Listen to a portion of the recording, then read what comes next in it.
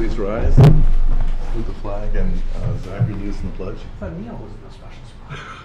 I pledge allegiance to the flag of the United States of America and to the republic for which it stands, one nation, under God, indivisible, with liberty and justice for all.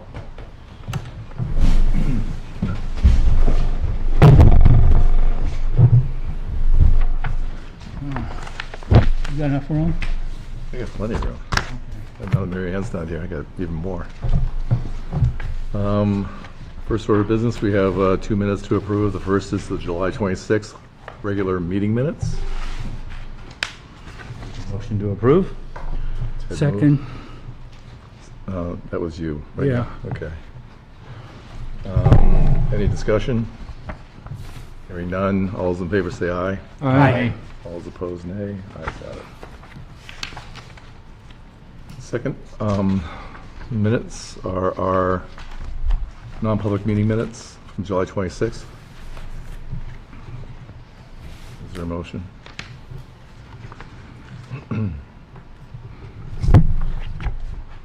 I make a motion to accept the non-public minutes. Okay, Zach moves as second. Second. Ed seconds. Any discussion? Seeing none, all those in favor say aye. Aye. Aye. That's unanimous.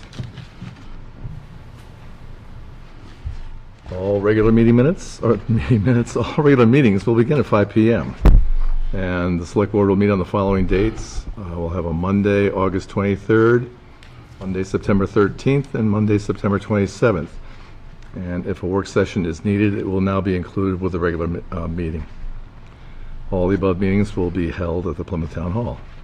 And citizens wishing to be listed on the Select Board's agenda should notify the Town Hall before 12 noon, the Friday before the scheduled meeting. Just to note that the New Hampshire Department of Health and Human Services mobile van is offering COVID-19 vaccinations in the Plymouth Regional High School parking lot on Thursday, August 12th, 2021, from 8 a.m. until 10:30 a.m.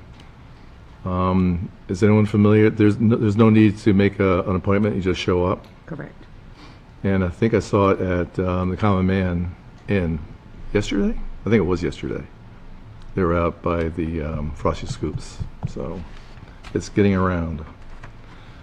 I'm gonna have to scratch that first one. You want me to put it on the next meeting? Yeah, please. Oh, and June's not here. She is. She's just hasn't logged in. I believe that she's listening. Okay. June? June Hammond-Rowan, our town planner. Is she in the building? Well, I think she's gonna be zooming in from probably home. You can always come back to those two. Well, and also the CDBG grant discussion on behalf of Plymouth Village Water and Sewer District. Do you feel comfortable giving a couple of? What I know about the Northern Borders grant is that we had applied for that for Railroad Square. We did not get it.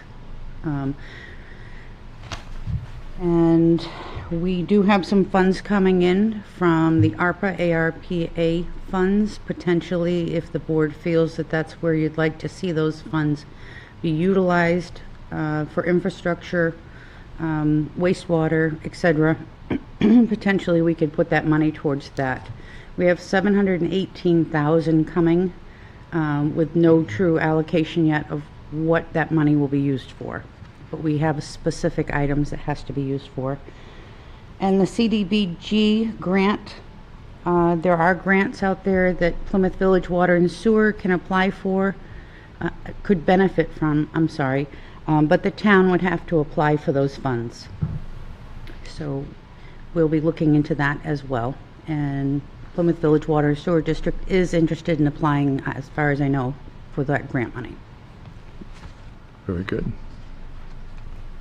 And you're going to describe the demolition of 30 High Street? Yes. I spoke to Scott Whedon earlier today. He did receive a call from the landowner advising that he has started moving out some of the property that was in the basement. He was worried about what was in front of and in the garage. The garage will not be demolished under this, but he will finish his clean out by Friday afternoon. Just to let the board know that. And then we will hold off on just demolishing until there was a date of August. It will not occur prior to August 12th. Do they have a contract? It's gonna- Well, yeah. I'm presenting to you tonight 3 different companies that we actually received proposals from. Always Wrecking out of Bristol. Spears Brothers out of Laconia. And CM Witcher Excavation out of Rumney, I think, Warren. Well, they have a place in Rumney and a place in Warren. All right, they didn't put the town on their estimate. Right now, it appears that the estimate that came in the lowest is the $11,950, and that is from CM Witcher Excavating. However, it isn't clear whether or not all the asbestos is included in this quote, Okay. but for the additional amount for the next quote goes up to $17,500. We believe that Witcher can still do it less than the $17,500, even if he had asbestos to deal with. The other thing that we have a question on, he advised here capping water and sewer. That has to be done in the roadway. So we want to work with water and sewer to make sure that that's done appropriately. Again, we still believe that it can be done cheaper than the $17,500, which is the next lowest quote. So we would ask you to allow us to enter into a contract with CM Witcher Excavation LLC for the demolition of 30 High Street. Just before that, so regarding the capping of the services, that's not done gratis. I mean, so water and sewer is going to bill, like, add this onto the... Water and sewer will explain to Witcher what it is that they have to do to cap those. Okay. Okay, and that says cap water and sewer in this quote, so they need to do it according to their instructions. Okay. Okay? All right. If something changes after we discuss this again with Witcher and we get into the contract, I'll bring it back to the board before anything gets done. Do you know if they can start close to the 12th, or it's to be I determined? don't think that Scott was going to have them do anything immediately. I think it was going to be a couple days, probably not until next week, would be my guess. Don't usually start on Friday. Right, okay, so it will probably be next week before they actually, and at that point, we'll have more information on that. So I just need a authorization or vote from the board, if you're okay with having Witcher. I'll make a motion that we move forward with CM Wisher Excavation for this project as quoted. All right, Zach moves. Is there a second? Ted seconds. All those in favor say aye. Aye. Aye. And that's unanimous.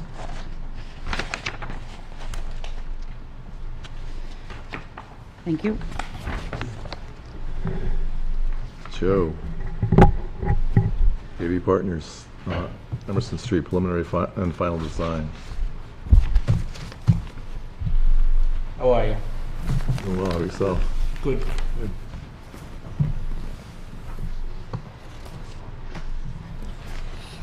So we're gonna do some engineering on Emerson Street. Had a lot of interest in trying to redo that street, rightly so, it's in pretty poor shape. But we cambered it probably 3 or 4 years ago, and the drainage has completely failed under the street. And plus the water that comes down off of Highland, it doesn't really have a place to go. So in all this engineering, we're going to be redoing all the sidewalks, reconstructing the sidewalks in the whole roadway. So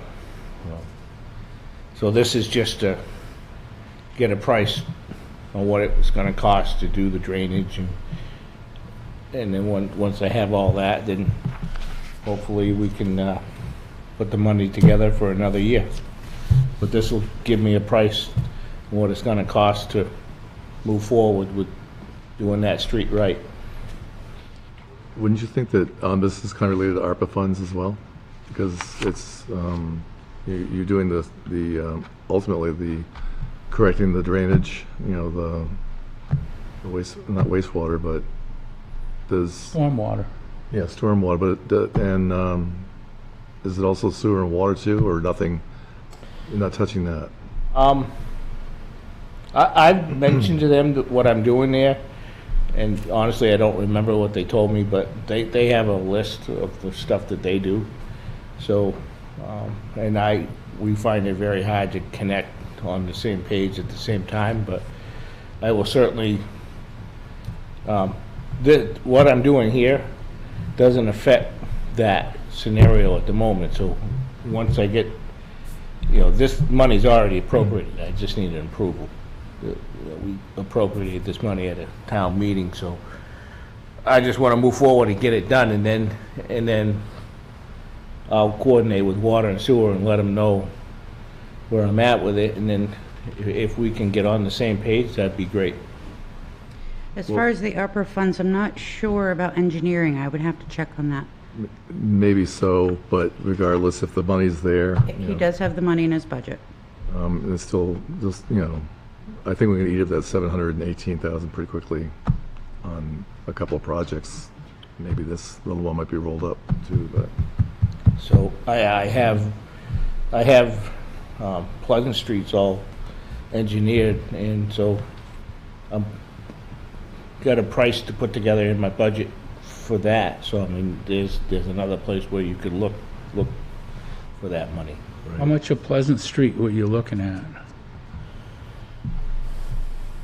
I want to say it was around 400,000. No, how much? linear footage, where were you so- gonna start and, Probably a couple thousand feet. It goes from Langdon Street, to Keeble, the lower half of Langdon, down to Russell. down to Russell? So, That's all beat up too. oh, it's horrible. No, it's really bad from It's failed, Keeble and- up to Langdon. And so all that water runs down the top, and then it turns the corner and it floods. There's no drainage for it to go in, and it goes down over onto Main Street, and we got some. Down Webster Street? No, it turns and takes a right, and then so it comes down behind Prep Contractor somewhere in Oh, there. yeah. So that's why the urgency to get Pleasant Street done. And So from Langdon Street up, it's not so bad? that one was paved maybe 10 years ago, but I was in Boston, so I don't know the drainage, but I do know that the water's going in the basin, so I leave well enough alone for now. I know it's really bad between Keeble and Langdon. Yep.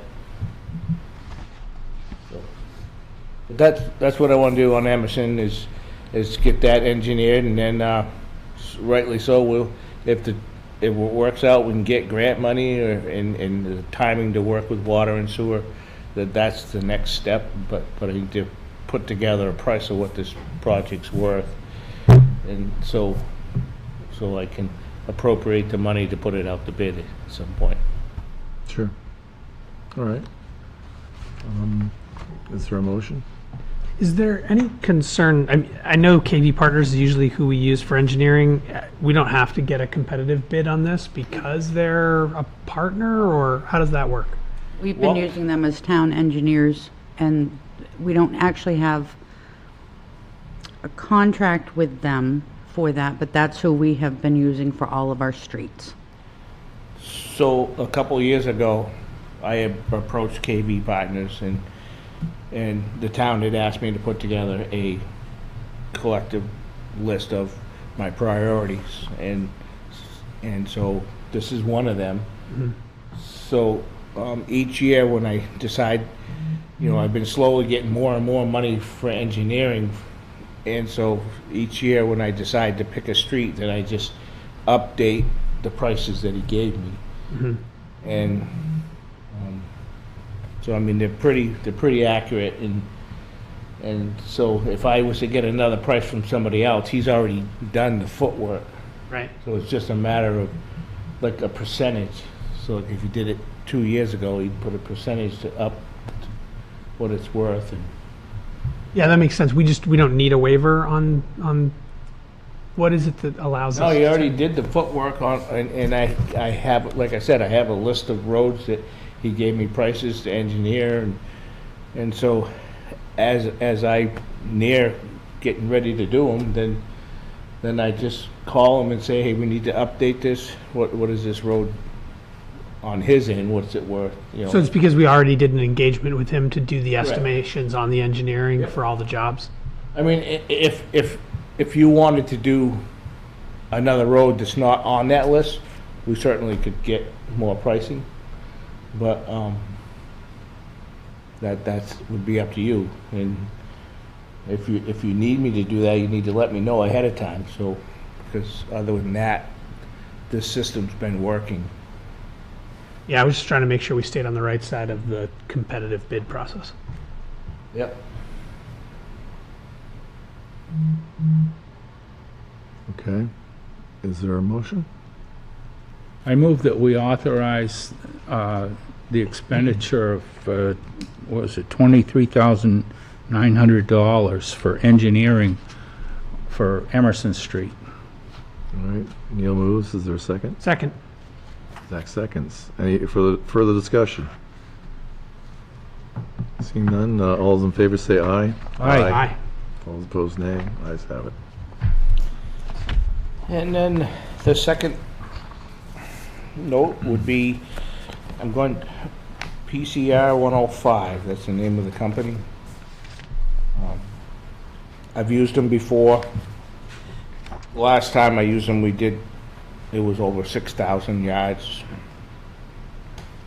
They crushed for us, and so we have a little over 3,000 yards right now. Normally they don't come in till they have till we have 5,000 yards. That's a pretty good standard of, because it costs money to move in, but they are doing a job in the neighborhood, and I was looking to have them crushed before the end of the summer, and so they agreed to come in now and crush what we have, because once they leave town, they won't be back. They headed down to Manchester, down that way, and they'll be down there for over a year or so.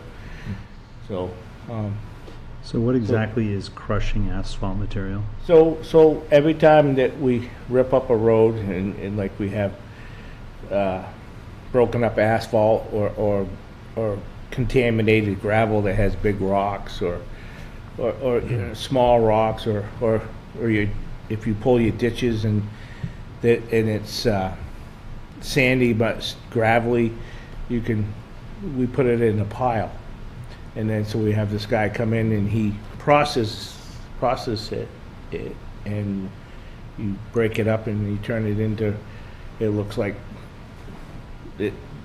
gravel. It's reclaimed. So it's reused. It's something Yeah, you're so it's a able to process. reuse It's to. a process material that we put back on the roads. So we just kind of recycle. And anybody that does work in the town, that does like driveway work and has anything that's crushable, we offer that to them. Like they can dump in this pile. And You let them dump it. yep. There's other outfits around that do that, though. Yep. But as a rule,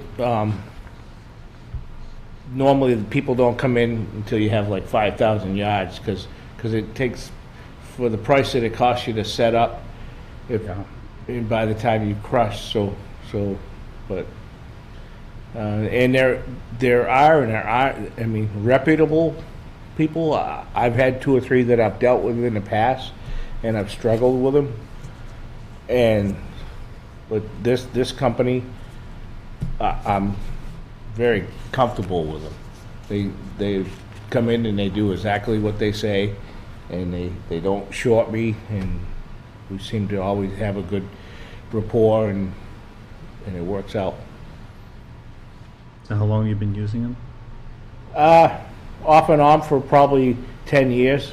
I mean, we don't crush maybe every 2 or 3 years, so I've dealt with them, like, this would be my third time. So how long are they going to be on site? So the last time, 6,000 yards, they were there 2 weeks, so we have a little over 3,000, so I figure they'll be there just over a week. They're working in the neighborhood? Guilford, Belmont, somewhere Not too far. California way. I, So, I can understand, you know, your rationale, but I'd like to see more bids. yeah. You know, I would think at this time, you might not be able to get anybody else like these guys. Well, on the this thing is, schedule. if you want more bids, then I'll have to hold off altogether for now, because, like I said, normally, the rule of thumb is that the crushing guys don't move in unless you have, you know, a minimum of 5,000 yards, because it's not, you know, what it costs them to move in, and so for these guys to do it, because they're that close, that's why it's working out. But if I have to go get bids right now, I probably won't get it crushed this year. Do you have product on hand? Nope. So you need it for erosion I control. do need it, but and that's why I was pushing. You're kind of in a bind, in a That was way. why I was trying to push to get it crushed. Yeah. But It's excellent for like Bell Road, huh? yeah. So when I called them, I was thinking that, you know, I wouldn't get them till late fall, because it would give me an opportunity to get more material and maybe get closer to the $5,000 mark. Yeah. But they just said, hey, we're that close to you, we'll just come do it. I think maybe we could make an exception where he needs the material for erosion control. I don't know, it's up to you guys. I think in general, before we get to the point of where it is a little bit of an emergency, it would be good for us to be able to do that. Are we really getting a good deal? Kind of analysis. You know, seeing more than one quote would be helpful. Well, I mean, I'm not saying we're going to stop you right now, but if we're seeing a pattern where it's always one quote yeah. for everything, it's really difficult for us to say, are we really getting the best price? Well, it's not really always the same quote, it's the same, you're talking the same person. Well, it could be the same person or a single quote. So, I see your point of view, but I can also tell you that, in this case, I don't know who, I would have to do a lot of research to find other crushing companies. And they certainly wouldn't come in, not until I had another $2,000 to $3,000, 2,000 to 3,000 yards to fill, so. So playing devil's advocate a little bit here, let's say this company went out of business. Yep. You would have no one in the back pocket that you could call right now. I'd have to do some research, and you know, they wouldn't just come in like at a drop of a hat.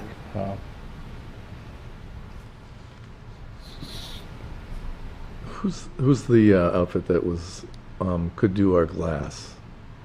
I forget the outfit's name. It's something not like is it in Meredith or whatever? I called them up to get a price on crushing our glass, and So here's a perfect example of why I liked this guy, is because I had a contract from my old boss Pete. He used a guy that was in another town, and we had him for a couple years, and we set it up to do this job. Yep, I'm coming, and he dragged it out for a month and he wasn't coming. And so I had already appropriated, he promised me he appropriated,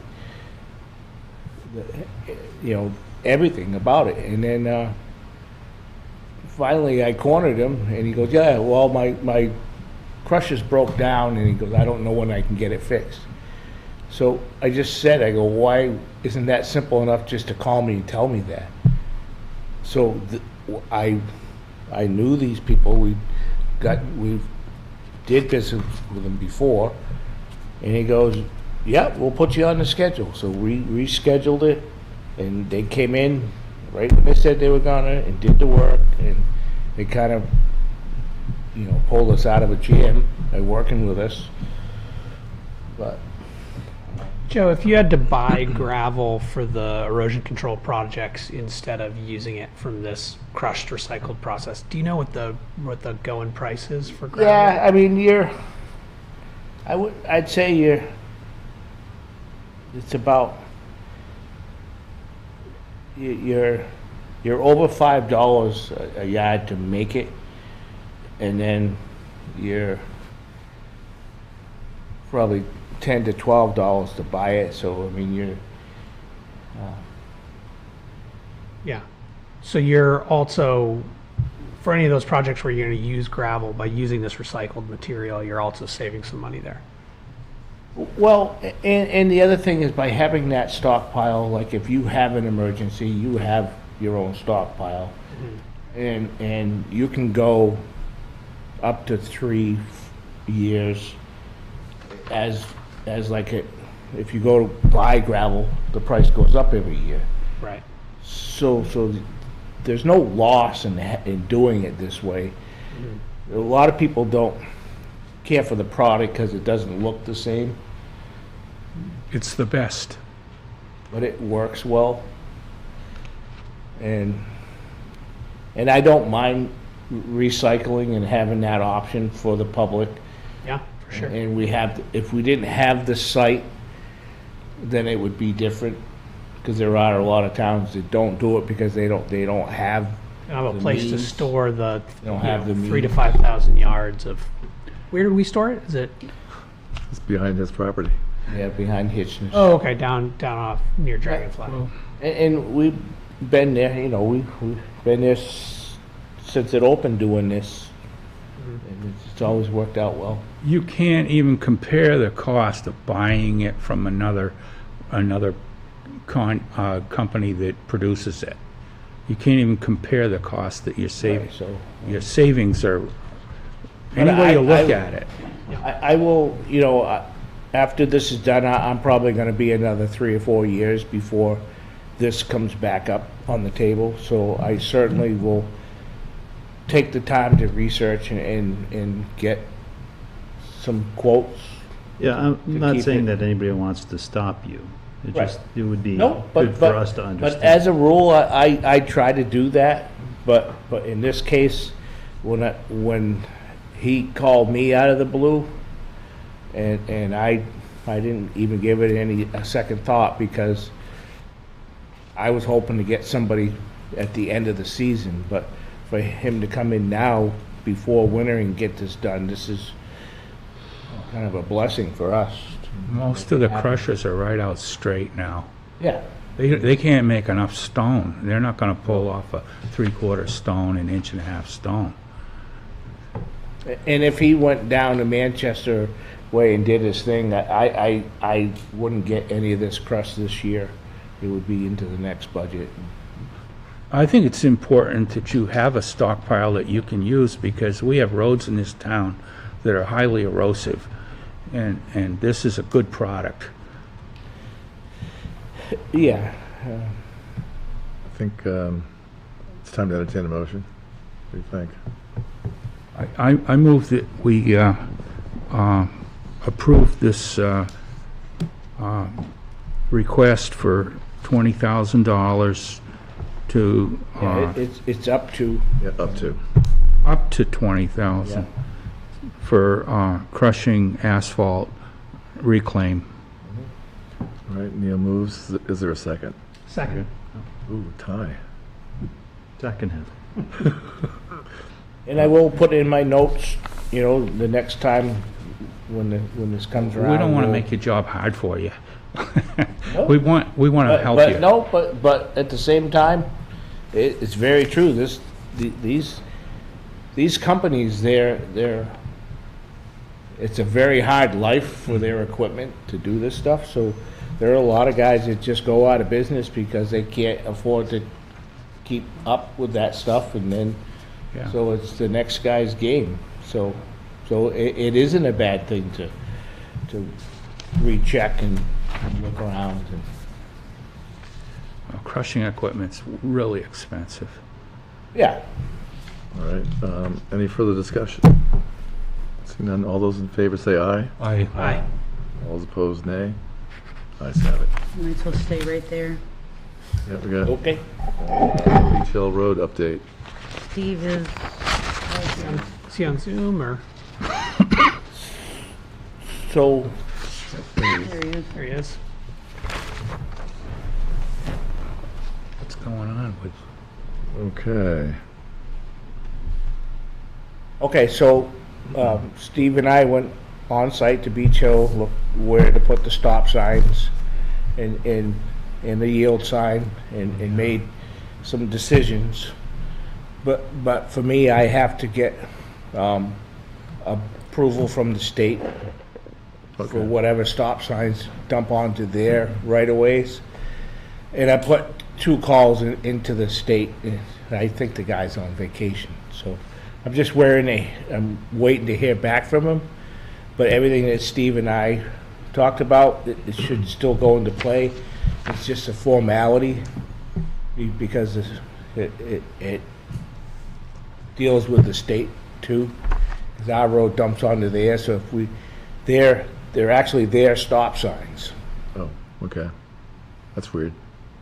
So that's why that's why I have to work with them on that.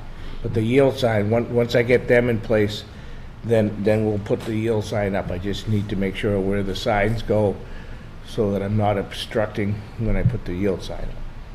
So we're in a forward motion. Okay. And Steve? Yeah, so, thank you, Joe, for explaining all that. You saved me some time, too. Anyway, so what we do when we get a complaint like this is how normally we handle it at the police department.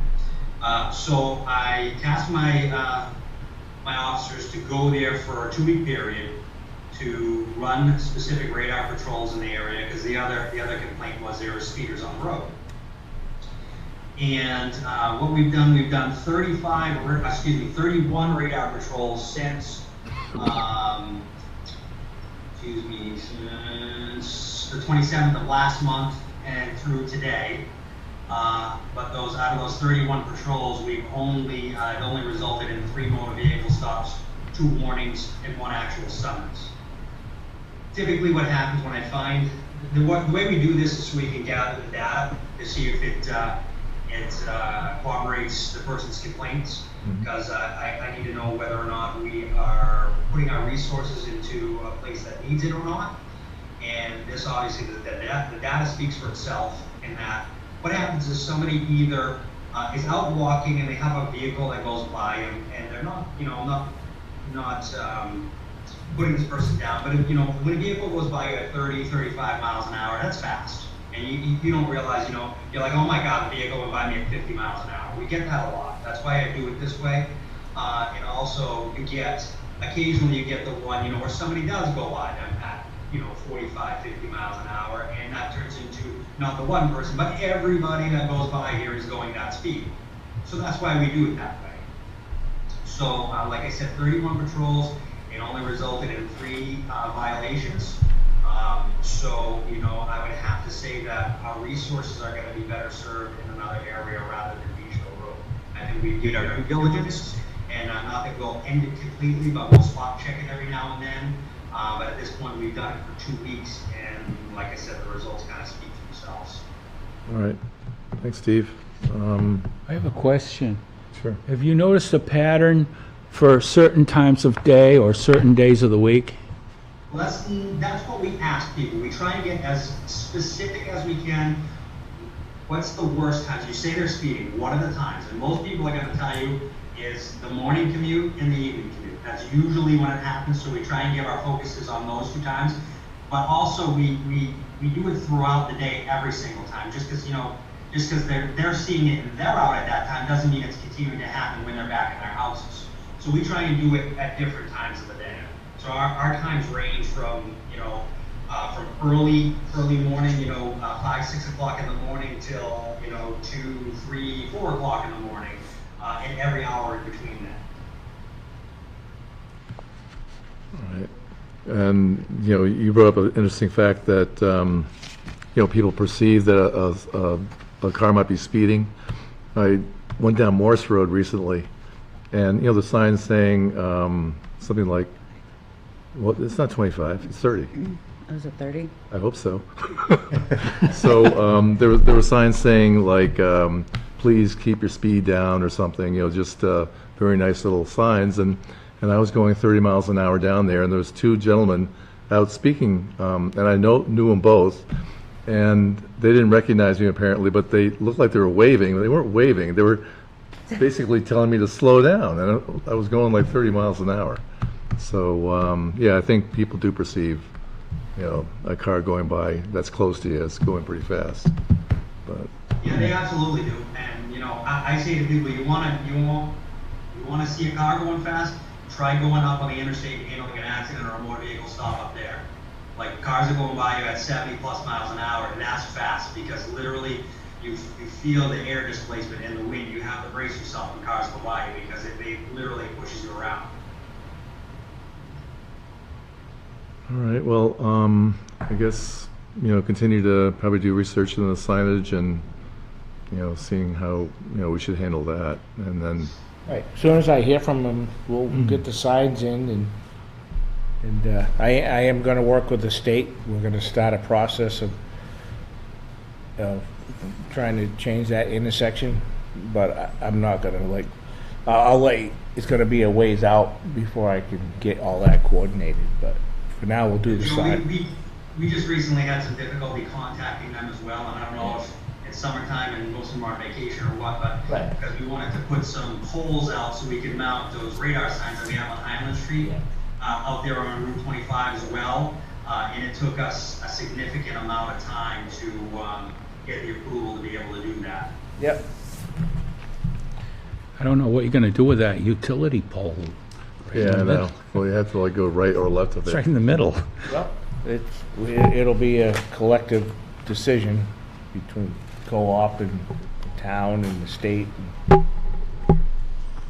Maybe Avangrid would like to move it.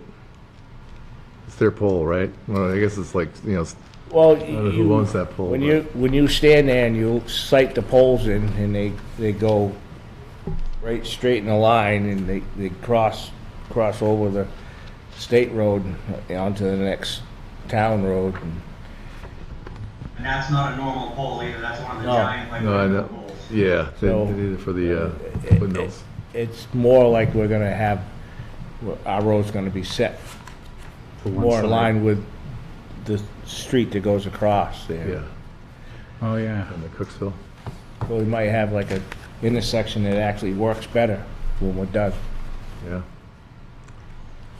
Put that pole right in the middle of a roundabout and call it good. Yeah, we did mention that last time. I think we ought to stick with it. We'll do a rotary right there. I'll let you spearhead that. There's a lot of foot traffic, pedestrians and bicycles out in that area. Yeah. That road is we were talking about Tenny Mountain Highway, but absolutely that road is also very heavily walked and biked. Yeah. It's nice and flat. Steve, thank you for doing all that research. Yes, It's thank you. Well, it's appreciated. we're going through, so you know, that a heads up, I think that email actually got sent to Kathy, but she's obviously out on light duty, but we also got a similar complaint on Texas Hill Road. And I had answered that person's email today with some statistics as well, and it's a very similar situation. The person complained, sent the complaint to me on August 3rd, and we've done 18 patrols since August 3rd with 0 stops. whatsoever because we haven't witnessed any violations whatsoever up there. And how about Bell Road, Steve? Yes. We talked about that I did too. not, I didn't bring any of the stats. I apologize. That's okay. For Bell Road, because I was going to be asked, but I can run those. Those are easy to get. Yeah, we have a guy that just bought some property on Bell Road, moved into town, and it's way too dusty, and people travel way too fast. Yeah, we've been up there. I mean, even the highway department has seen us up there because we've been up there and people can't go fast because they were in the middle of the road working, but. Yeah. So we've been up there. If you fix the washboards, it's going to go faster. And just so we know, I know there was some talk last select board meeting about those radar signs that we put out on Highland Street. And so we're working on trying to get a few more of those. Just so you know, they're $3,000 a piece. If you buy them in pairs, they'll give us a discount. So for 2 of them, they're $5,300. And like I said, we got the original pair with a grant. And you know, the unfortunate thing is we're kind of restricted as to where we can put those for now. They have to be. We were able to get Highland Street because they connect 2 state roads, but it was a grant with highway safety in the state. So we were able to get. We can put them on Route 3, Route 3A, Route 25, and Highland Street, just because Highland Street connects Route 3 and 25. I made it quite. So there are grants available for those as well, or? No, I don't think we're going to get another set of them with that particular grant. Yeah. But the advantage of those is that you don't have to necessarily have an officer there, which is a personnel savings. Correct, and those do, and I didn't bring any of the data with me, but they do collect data as well. Traffic counts, speeds, times of days, those kinds of things. It's actually very specific data. You didn't tell me that originally. You might. Well, they don't take pictures, that's all. License License plate plates. numbers. Right. No, it does not do that. That's really good. That's the upgraded model. They do bring an awareness to people. Yeah, they certainly do. I think yeah. they work. Yep. Yeah, I think It they're helps. they're And better than- they're programmable. We can switch them any way we want. We're actually looking forward to utilizing them at the beginning of school. So we're gonna obviously lower the move them a little bit so they're within the school zone and lower the speeds during the school times and be able to collect some data and slow people down. The data is showing that people are slowing down because of the signs. Yeah. Well, thank you. Thanks, Steve. And Joe? Quick run. Thanks, Joe. unless you want to stay there for something else. I'm good. Thanks. Thank you, gentlemen. Eric Miller, property sign location, Dragonfly. And June's still not on, is she? June is on. Oh, okay. We can't see her, that's all. June, can you allow us Yes, to? I'm here. Okay. Tell me a little off guard. Oh, Eric would be here. Eric's here. Eric, can we pull that up so that we can see you in the, you can pick the whole thing right up? Eric, can you see him now? Oh, he is there, yes. Okay. Hi, Eric. I can share my screen too with the plans, if that helps. Okay, so I've gone through the planning board process for the self-storage. There's 2 items that require cleanup. I engaged French Land Service to do a survey of the property, and when they did the survey for the property, the existing sign that's out on near Highland is in a setback from the town road, so it's actually town property. So I'm not going to change the dimensions of the sign itself. June's suggestion was that I look to the select board for some type of a more permanent setup. So in other words, I guess as long as I just change the messaging on the sign, I'm grandfathered. But if, let's say, there was an automobile accident that would take down the sign, I'd have to come back and reapply to have that sign there. So her suggestion was that I ask for approval for long-term placement of that sign there. When the self-storage units come in, we'll just do the remarketing of the sign and list the various businesses that are there.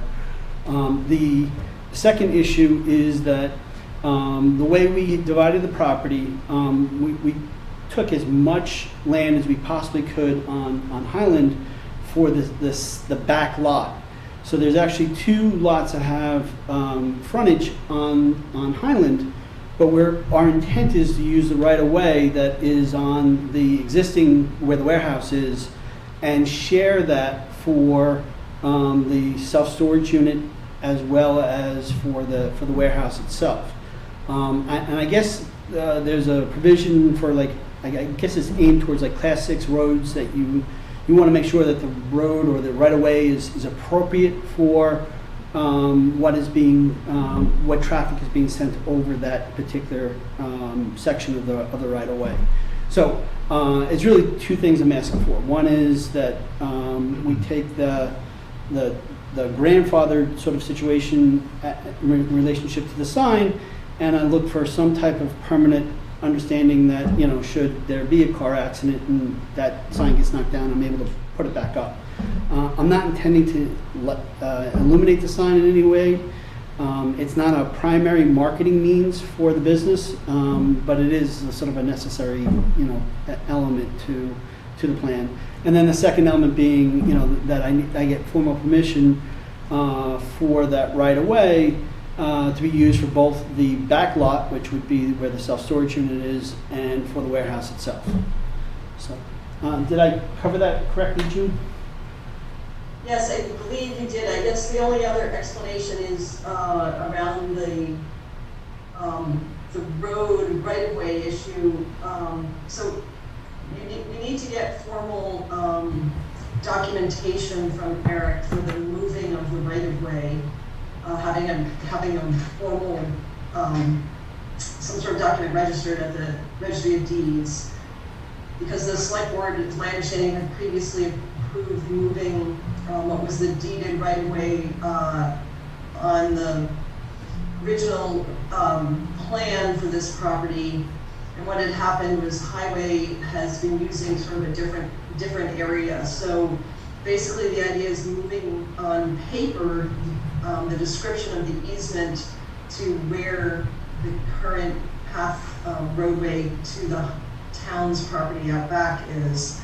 And then second, because Hitchner Road, while it's labeled as a road and has had naming issues, it's not built to town standards. So the configuration of a subdivision, while they have frontage on Highland Street to meet our zoning requirements, the access is on Hitchner Road, where the frontage is on Highland Street. So in essence, the lot where he wants to build the mini storage units is accessed from something that is not an approved town road. So therefore, by state statute, they need eventually select board approval for the building permit for those units. So the planning board has said yes. So I think Eric needs to get some kind of indication. While we don't have a building permit application in hand to know exactly what it is, but you can see from the configuration of the site plan of what he's proposing. So I don't know, Eric, if you have it set up, do you have the plan there on the board for them to see, or do you want me to share my screen? Or? I do not. If you could share it on the screen, Okay. that'd be great. Oh, I need Andrew to let me. Andrew, can you let her share, please?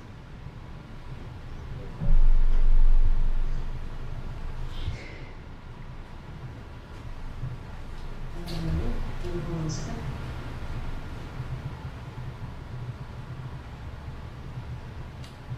Okay, can you see the plan now? Yes. Yes. Okay, so this is the site plan, which shows, this is the location of the sign is right over here, just outside the property boundary. The right-of-way that I mentioned comes in here, so it currently goes straight back to the lot, but we've actually used this existing gravel path. Hopefully you can see my cursor moving around there. Mm-hmm. So we need a description to describe that. And then in addition, the actual subdivision, which is a little hard to see on this plan, but I believe it's this blue line here that goes around like this, around the parking lot, and then back across like this. So basically the building and the existing parking lot area is going to be on one lot, And then the proposed mini storage, and it will snake over to pick up all the back area where there's the monitoring wells from the past contamination. So Eric wanted to set it up this way. It's a little bit complicated, a little hard to see, but it's the way it is. So the planning board has approved this subdivision. In order to move ahead with the site plan, in order to be able to build on the mini units, which are not fronting on, the frontage is on Highland Street, but the access is off Kitchener Road. Eventually, they'll need permission from the select board for a building permit. And then in addition, one of the conditions is finalizing the moving of the easement in terms of the deed description and registering that at the registry of deeds. There's really three things. Does all that make sense? Somewhat. I got a quick question. So why weren't the properties joined? Just to kind of, or is that? Why did I do the subdivision? Is that? Yeah. Okay, so the moving business is a very active management in terms of, from the standpoint. People who would look to purchase a mini storage facility they look at it as an annuity. So what you want to do is have sort of a passive type of investment. I probably could not sell these self-storage because of the existence, it's not still up there, but that back section where all those monitoring wells are, the primary purchasers of mini storage are real estate investment trusts, and they will not touch a piece of property that has any sort of environmental issue. Now, the mini storage are not in the footprint of where there's that historical environmental issue. Doesn't matter. I will not get any real estate investment trust to actually purchase that. But just to make sure that there is marketability for those self-storage units, what I did is I subdivided it. There's a separate corporation that will be Dragonfly Self-Storage, and it'll be its own separate corporation. And you know, at this point, it's really my intent that I'll pass that down to my kids. But if they ever decide they want to sell it along with the moving business is a much more complicated process and a different buyer, and potentially a lower rate of return for them. So we sort of divided it in order to make that happen. In regard to the movement of the right-of-way, I had an appointment tomorrow with my attorney that has just been postponed to a week from tomorrow. And the reason being is that I did a sort of a checklist of items that I'd asked for him to cover. He had no problem rewriting the right-of-way as it relates to for the town, but I also asked him to do a easement for the Department of Environmental Services because they need access to get through my front lot to the back lot so they can continue to do the ongoing monitoring of the wells.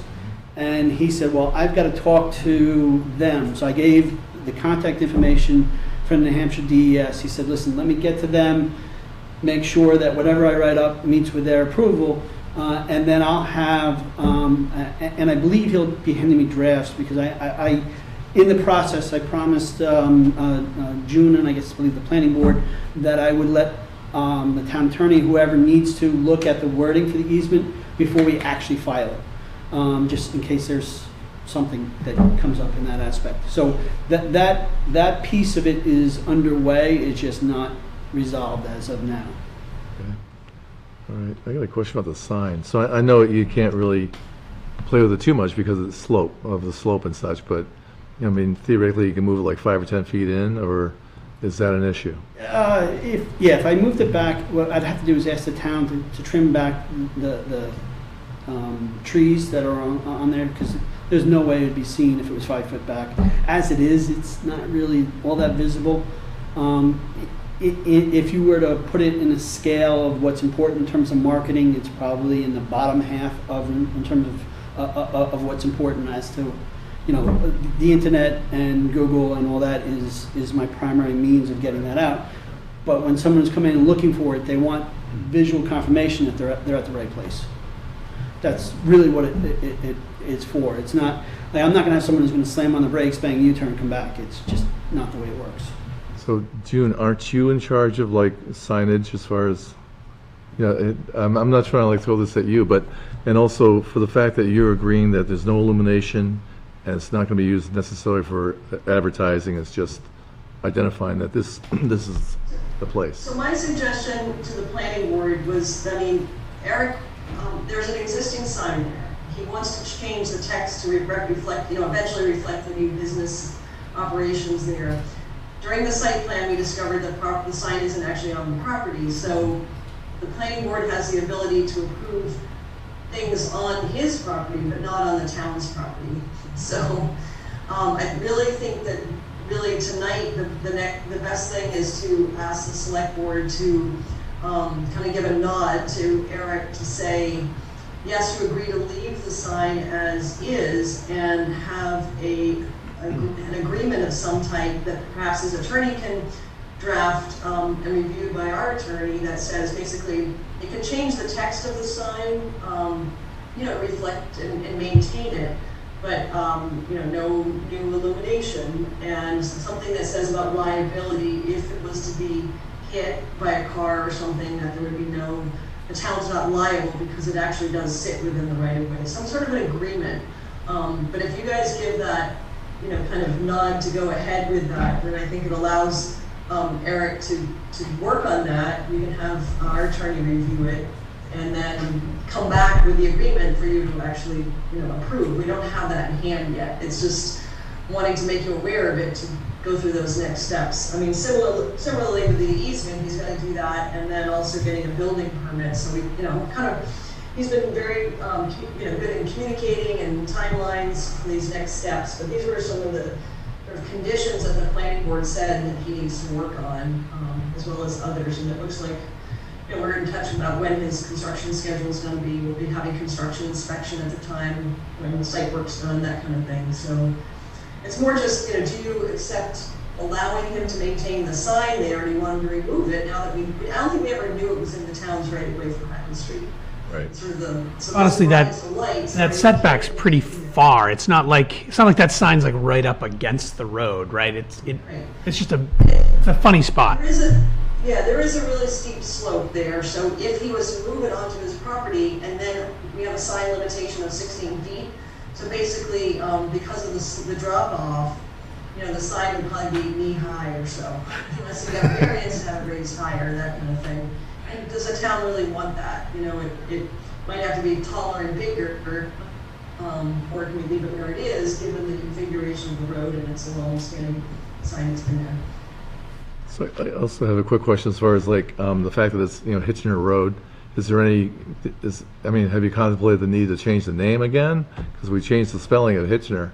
But, is it kind of improper to call it a road then, or Hitchner driveway?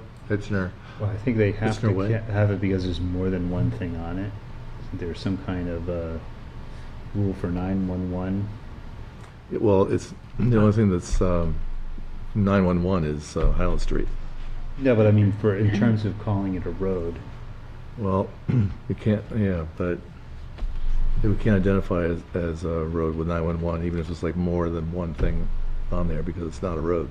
Isn't it just it's not a private road in this instance? Yeah. I was thinking. You think it's a private road? June, can this be considered a road still, even though it's private road? I don't know what the town has for sort of naming protocols for roads. Some communities, I think, have different designations for streets or roads or way. Sometimes they use way as a designation for a private road. In essence, it functions as a road. It serves, two properties now, Eric's and the town's, and now it'll serve 3 properties, Eric's, 2 properties after the subdivision is final completely. We get the registry, the Mylar, the registry of deeds, and the towns. So in essence, we have a lot of different roads in town. So in essence, you have to think of this as a class 6 road. It's not built to town standards. So by state law, in order to get a building permit, you can do that. The select board needs to approve it. Scott just can't approve it. All right. So I think we don't have that building permit in hand. We're not asking for that, but it's more just an awareness of it, because of the weird configuration, the history there. It's made sense to proceed in this way. Okay. And Zach, you were acting on. I've looked at these maps and heard Eric describe this many times now, and it all seems very reasonable. Yes. Yep. Okay. And Zach, you were acting on. I've looked at these maps and heard Eric describe this many times now, and it all seems very reasonable. Yep. And I, it all seems very reasonable. Okay, so And what, I've done a site visit. that's true. So you're seeking just the approval of the board to allow for the sign to remain as it is, and basically, or similar, as far as like no larger footprint, no illumination? You should Yeah, be so I think- presenting a agreement to the board at a subsequent meeting saying what it is that you're agreeing to. So his attorney could write something up, you could Hold review it. harmless or whatever. Right. Yeah. Yeah, so I don't know if we need a motion, but I think, do we need a motion that says that the board is supportive of, Just a consensus of the board, and you can make Yeah. a motion when you actually sign the agreement. so we just need a, Okay. do we do a vote on a consensus of the board? You can just do a vote if you want, or you can just do a consensus, whichever you prefer. I think that it should be subject to a release waiver of town liability. True. And I think that the next step would be to, work on those details with Eric, but there's no point in making that investment in getting that agreement together and the cost of that. And, if the board says, no, we really want the sign moved, that's a different path. So we're just kind of at this decision point because, in general, like I said, is the board agreeable to have him work on that agreement, then we'll have some negotiations and work that out, make sure it's acceptable to the town and to him, and then we have an agreement to try to find a way to allow the sign to be there. If we can't come to agreement, then we can make him move the sign, and it's still not, it's not a binding, we don't have the agreement in place, but I think he just wants that sense from the board now to, before he contacts, and puts investment of time and money into coming up with that agreement, because it needs to be drawn up by an attorney. I see no reason to get in the way. I too am supportive of producing an agreeable letter from a lawyer giving you a long-term agreement to put a sign there, to have your sign there. So non-illuminated, hold harmless. Any other thing you'd like to see in it? This is a Liability. unique situation. It's a It's unique unique. situation. It's historical, it's been there for a long Yeah. time. Yes, we've been staring at that sign for a long time, is right, so, I mean, I don't want it to leave because we're so used to it. It's gonna get a facelift. That's good. So I think, Do we need motions on either of the other items? The right of way, right? I think, again, this is more of an update, and so he's gonna work on the easement, and we'll bring that text, for review by our attorney, and then the board will have to accept the easement at some point. And the town already has the easement, we're just moving the location of it. And then the building permit, again, this is just an FYI, so we will work with him to get the building permit together. Before the actual permit's issued, the select board will have to do a final sign off, which is just a different sort of process. It all makes sense, it's just kind of Yep. it's an odd property, and, no two properties are alike, so it's hard to write good regulations for every property. so we've been doing this for quite some time, no offense, Eric, but, and also the fact that, I thought we already agreed to the movement of the right-of-way. We did, we just don't Okay. have the agreement yet. All right. So, and at this point, the actual mini storage will not show up here until April or May. The supply chain is backed up, so if I were to make the formal order now, it would show up in January, which doesn't do anybody any good.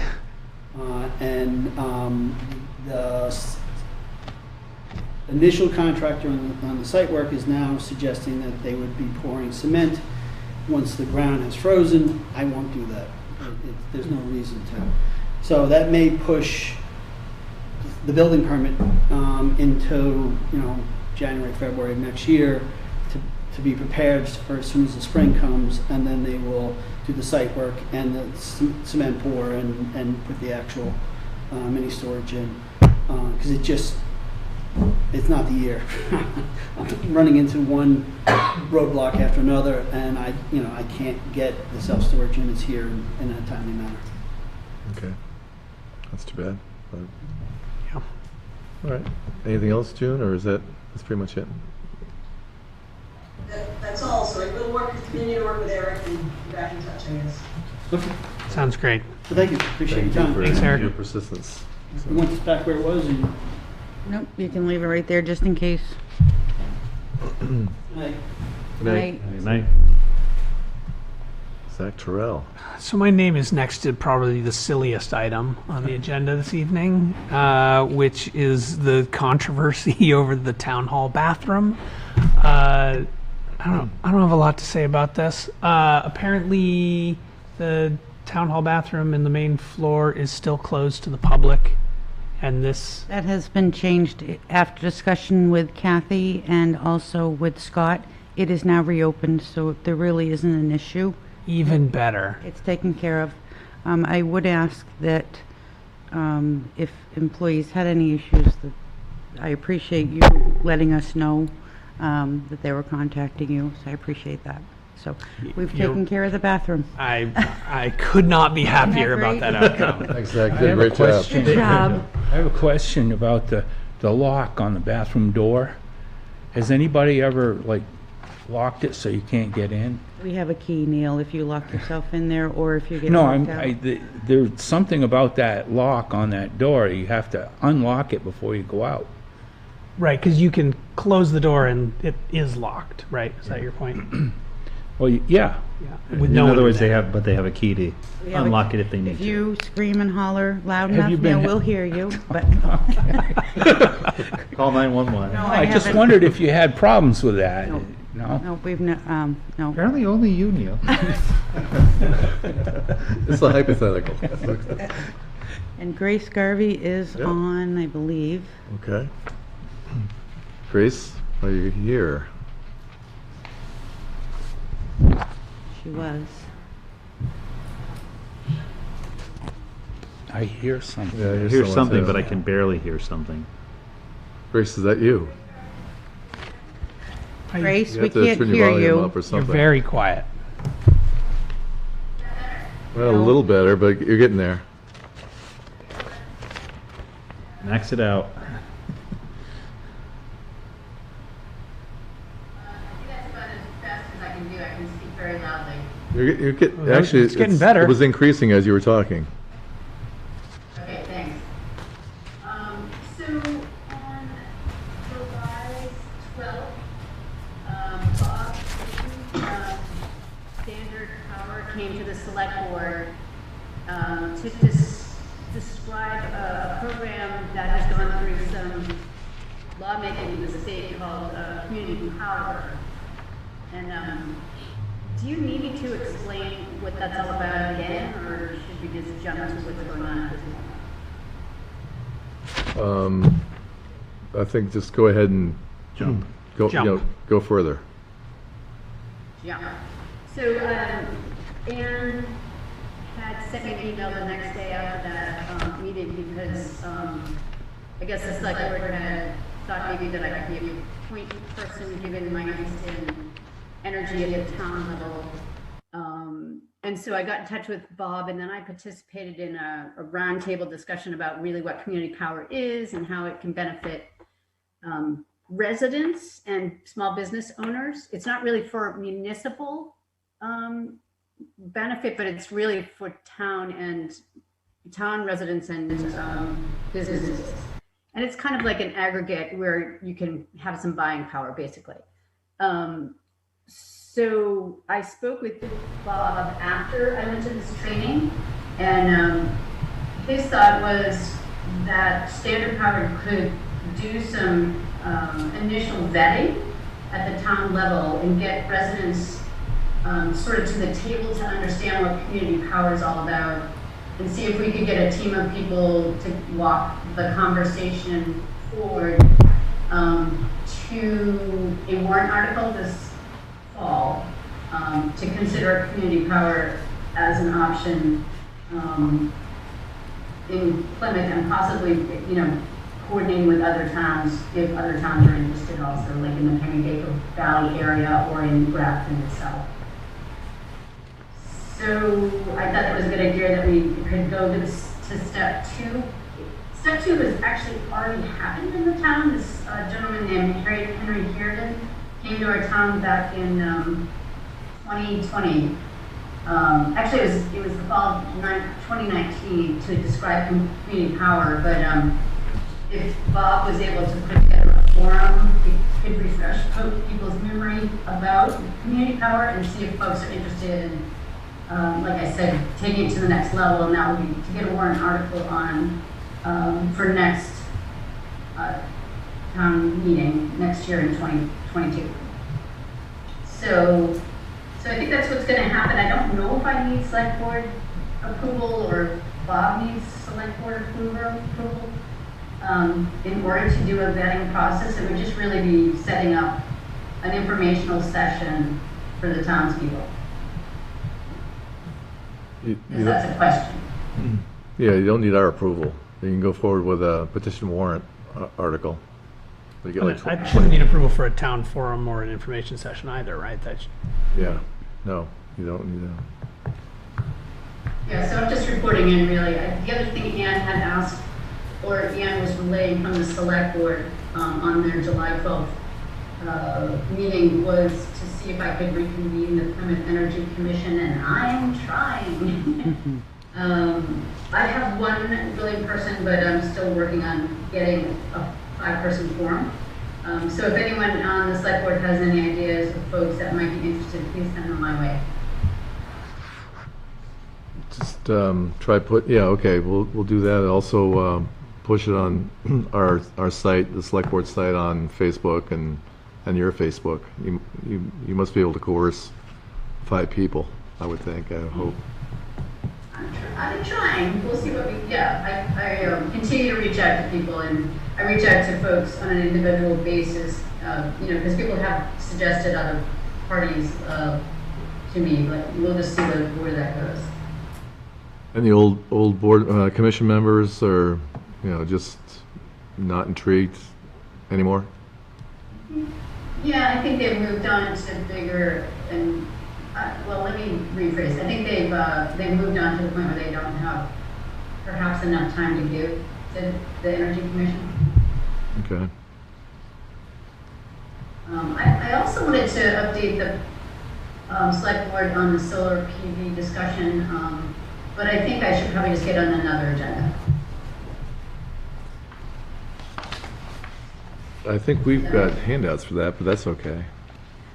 We'll put you on the 23rd, Grace? Thank you. Okay. Perfect. All right. All right, that's all I have. All right. Well, thank Thank you, you. Grace. Maybe by the 23rd, you'll have a convening of the Energy Commission. Yes, I hope to report that at that time. Well, thanks very Thank much. you for your hard work. Thanks, Grace. Thanks. Thank you. Thank you.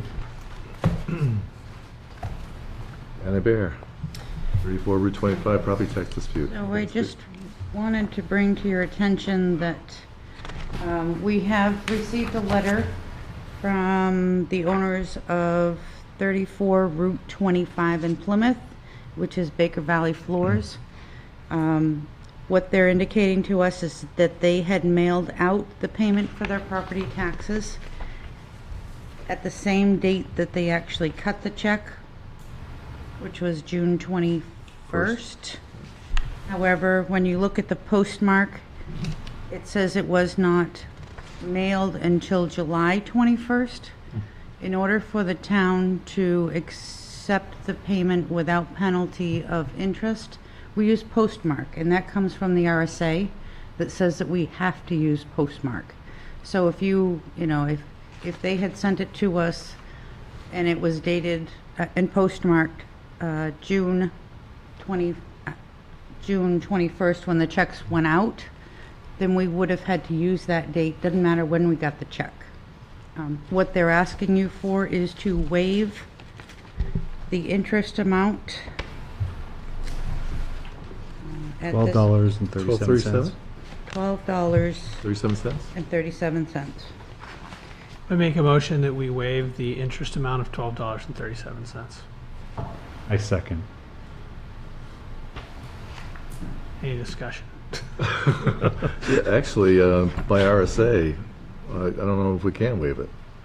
It's just like a, I mean, we're in charge of collecting taxes. I would think that we're allowed to make any You can modification. abate anything, however, you're setting a precedent, Zach, by allowing one person. You're gonna have the next person come in.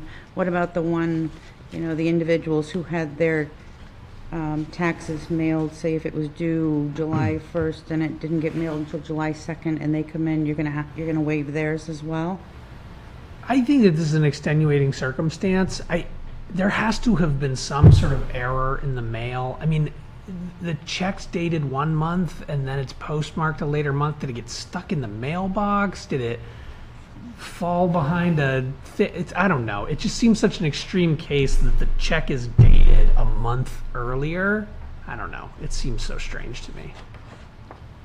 I mean, maybe Baker Valley Farms is playing a long con with us and To get $12. predating a check to get out of $12, but they're a reputable business in town. I think there was some sort of mistake in the mail and we should move on. Okay, well, it had a motion, had a second. Any further discussion? All in favor, say aye. Aye. Aye. All opposed, nay. Nay. Ayes have it. All right, so the next item on the agenda is you have, I believe, an email from Mr. Nick. Mason. He was, Marlon, are you still on as well? I am here. Okay. We received an email from Nick Mason. I believe I may have sent that to you. Yeah, and I've talked to Nick since part of when I was gonna give you updates, talk about when the next community council meeting is. It's next Tuesday at 5 p.m. at Town Hall.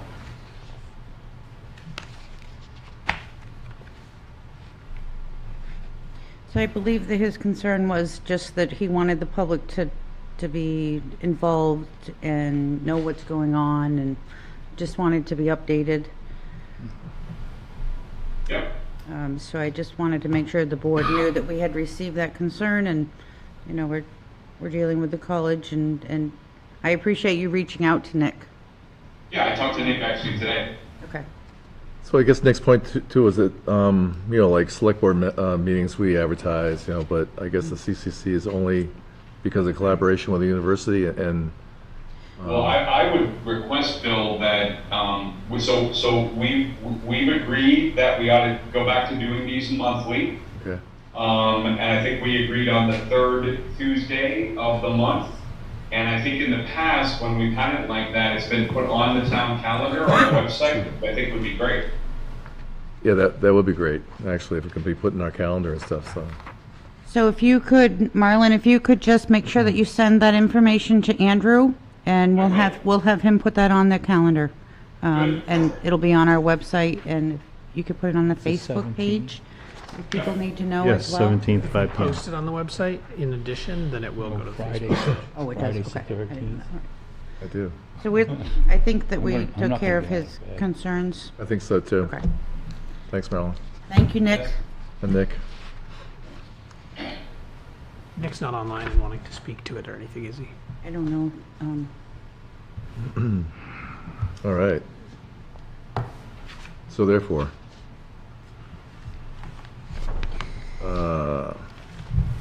committee reports. Excuse me, I was drawing a blank here. Did we want to go back to the thing from June when she wasn't here from your? Well, was June still here?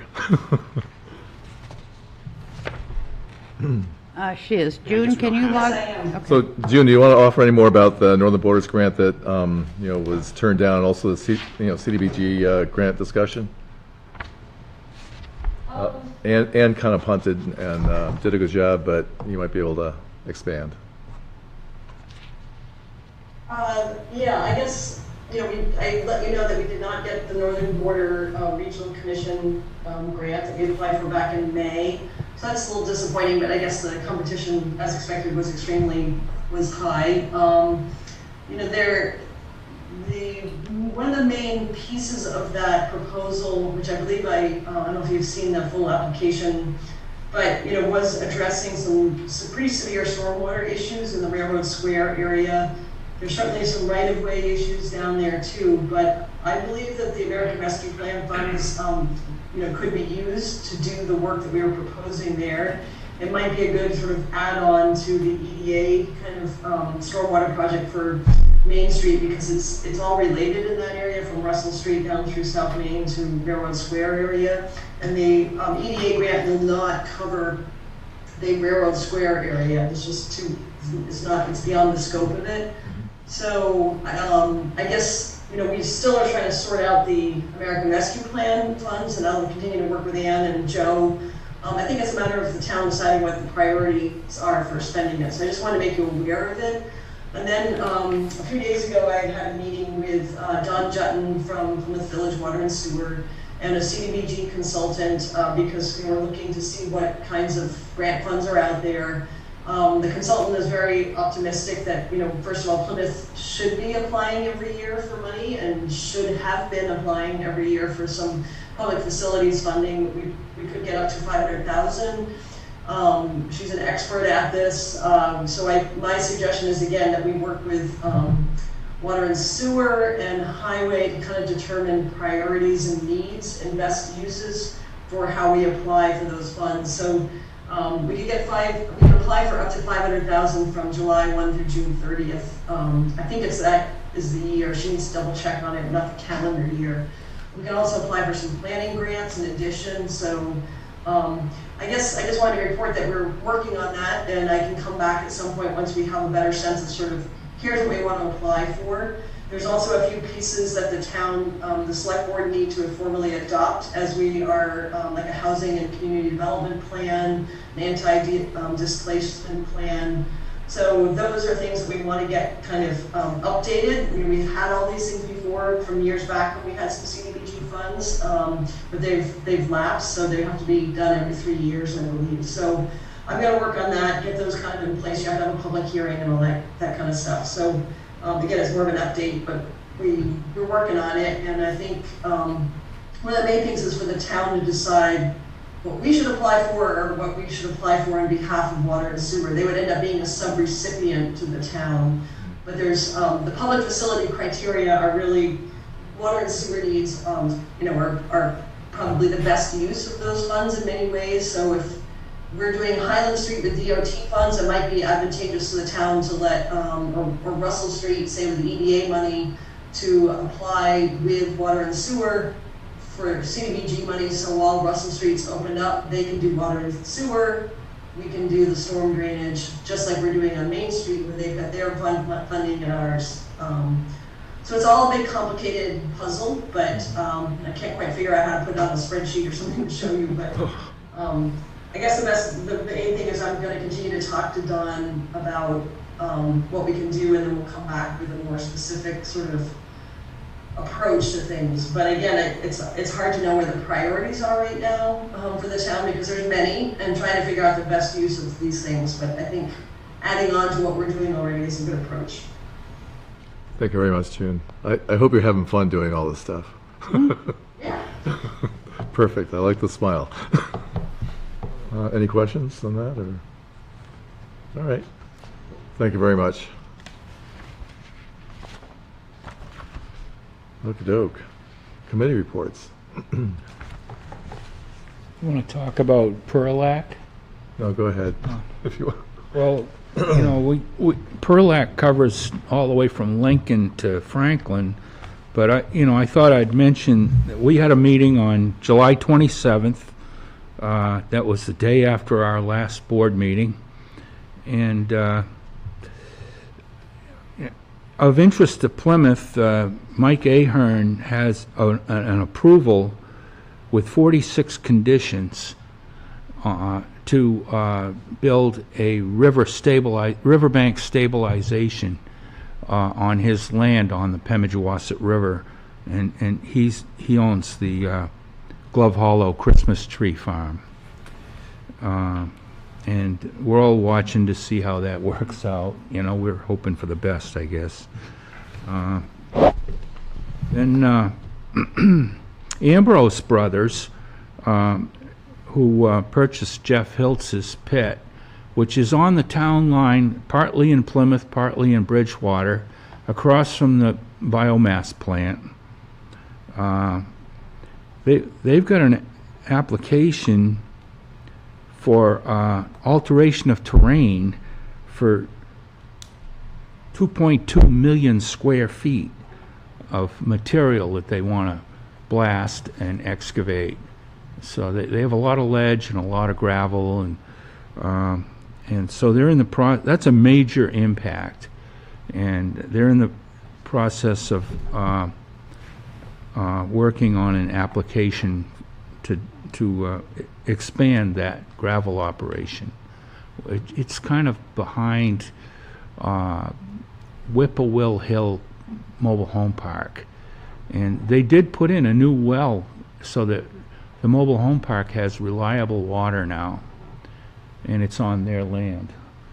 I think I had another thing. There are planning grants available from the state.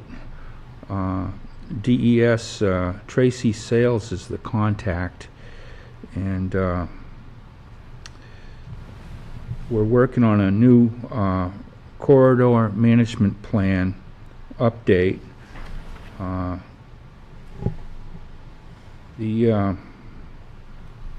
There's a lot of concern about tributaries and stormwater management problems.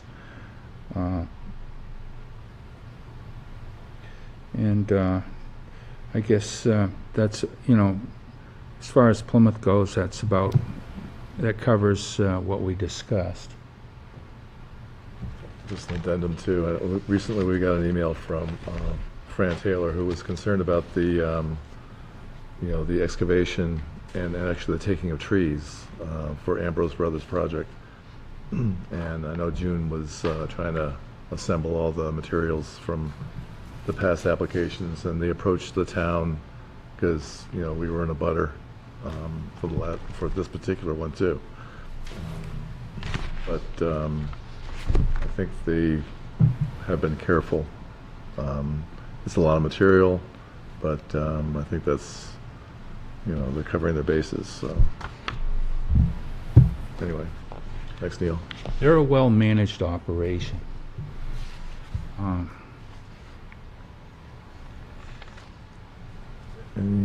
Anything else, or Anybody else? I was out of town for the planning board meeting last week. The Plymouth School District's meeting right now, so they're probably on a pattern this year that's going to be difficult to keep up with. Yep. And LRPC meets again on September 27th.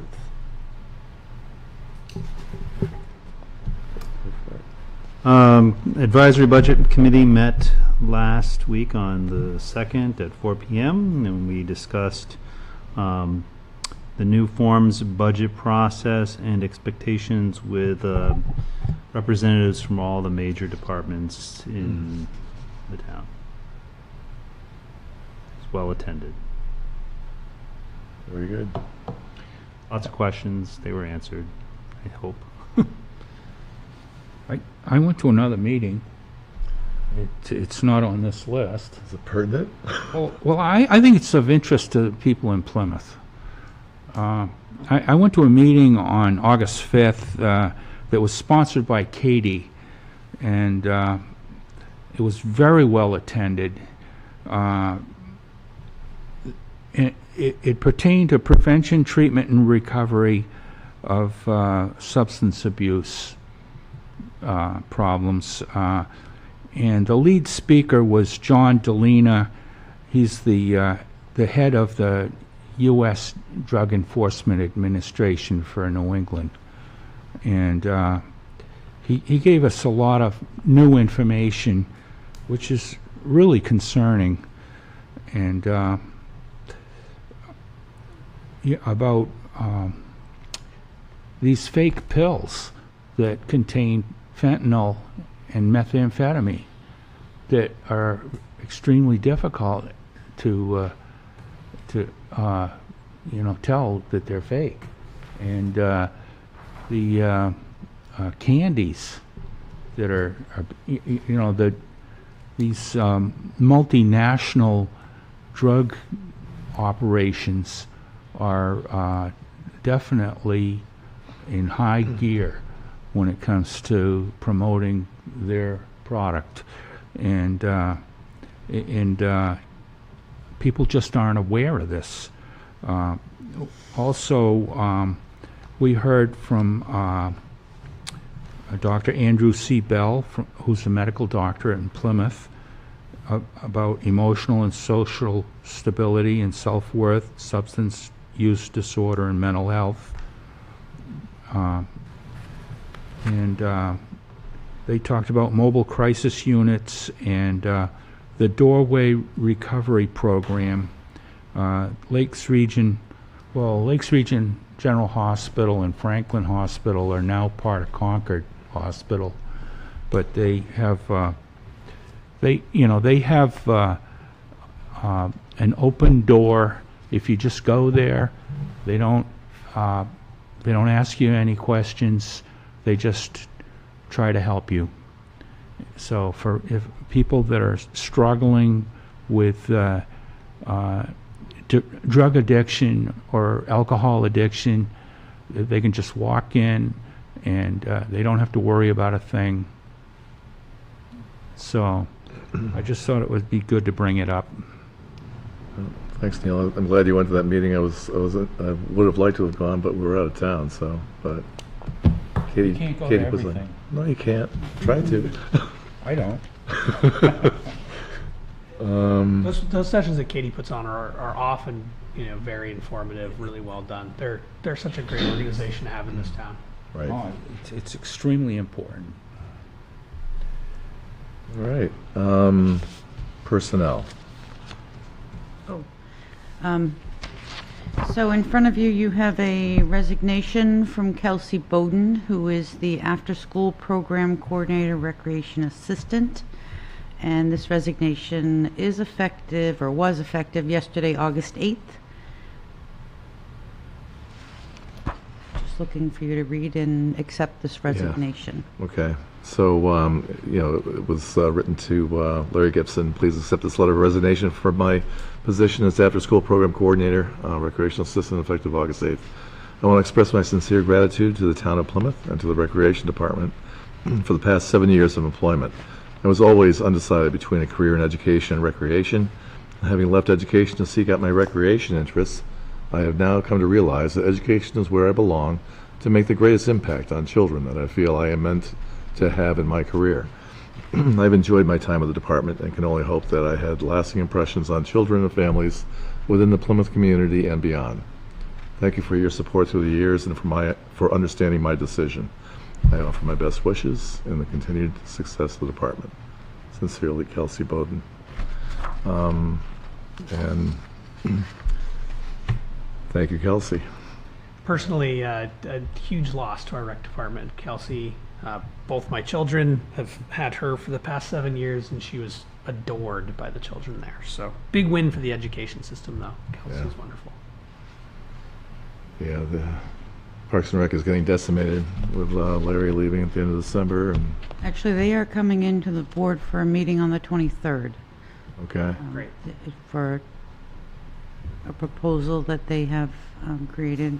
It'll be the Park and Rec Commission along with Lisa. I'm not sure if Larry will be here, but Okay. they'll be in to discuss with the board what is going on. All right. That'd be great. Do you want to just vote on accepting this? Sure. Make a motion to accept the letter of resignation. Okay, we have a motion. And a second. Any discussion? Seeing none, all those in favor say aye. Aye. All those opposed, nay. Ayes have it. Marlon's been so good. Marlon, we're finally at you. Oh, no worries. So I am happy to kind of walk everyone through where we are with fall opening for 2021. Our classes begin on Monday, the 30th of August. We actually have some students starting to arrive this week. Our football players arrive on Thursday, and then various athletes will arrive over the next 10 days. Our first year students will move in on Friday, the 27th, and upperclassmen will move in on Saturday and Sunday. Two things to mention. One is that and a press release and the information will be going out tomorrow. Next Wednesday, the 18th at 5 p.m., President Burks and I and some members of the rapid response team will be holding a virtual town hall meeting for the Greater Plymouth community, similar to what we did last August. And so we'll be getting that out to all the papers. We'll make sure that we send that to everyone at this meeting. And it'll be a Zoom, it'll be a virtual meeting, but that will be next Wednesday, the 18th at 5 p.m. And there we'll walk through everything for the community that I'm about to walk through now. We are requiring all students, faculty, and staff to have a negative COVID-19 test prior to classes beginning on the 30th. So we are not permitted by state law to require students to have a COVID-19 vaccination.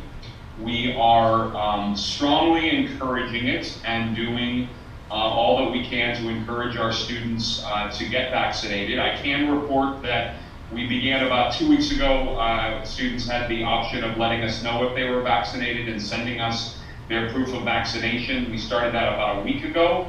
And so far we have about 1,700 students that have sent us in their proof of vaccination. So that's good. We anticipate we'll get more of that over the next week or so. But that's where we are. So students who show us a proof of vaccination all students, regardless of vaccination status, will have to have a negative test before classes begin.